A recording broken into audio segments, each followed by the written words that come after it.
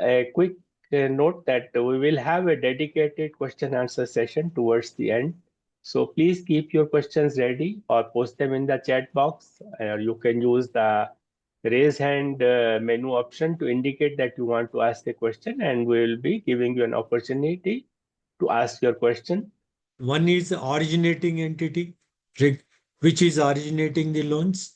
The other regulatory entities may be participating or co-lending entities designed to augment the availability of loan facilities to underserved and unserved individuals as well as to micro enterprises sector in the country.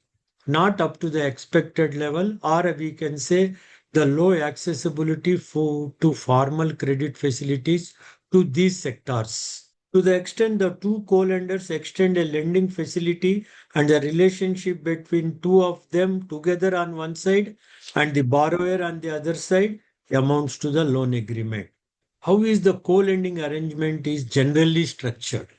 As we discussed, the most essential feature of any co-lending transaction is sharing of the loan and its repayment between the lenders. Hence, the co-lenders must settle inter-creditor terms, including a ratio of sharing of principal and interest, servicing arrangement, powers and restrictions as applicable to co-lender, etc.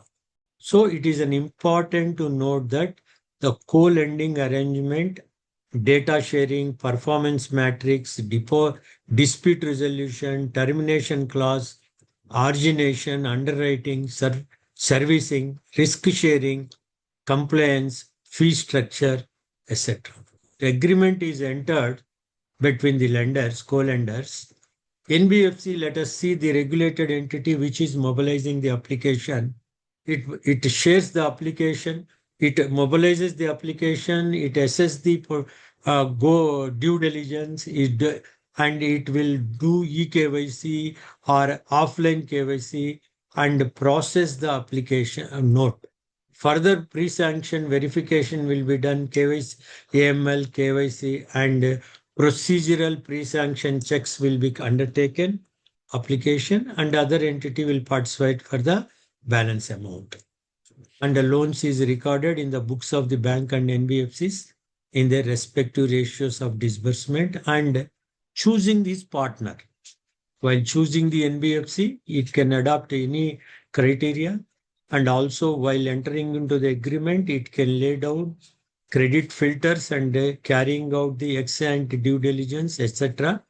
And causes also we have discussed just now, that is due to lack of awareness, low financial literacy, difficulties at the onboarding touch point.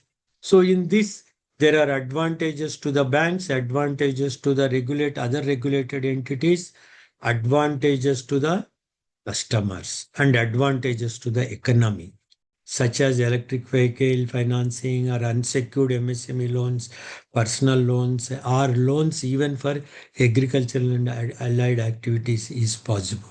Meeting the regulatory requirements like loan portfolio contribution to the priority sector lending as mandated by the RBI. And within that 40%, they are having sub-targets towards MSE, small and marginal farmers, weaker sections, and all agriculture, like RPA, robotic process automation, can improve process efficiency. Such benefits can be brought about by the strategic partnership between the regulated entities. Because of the small size, the cost of disbursement is very high, and that is one of the discouraging factors for the banks to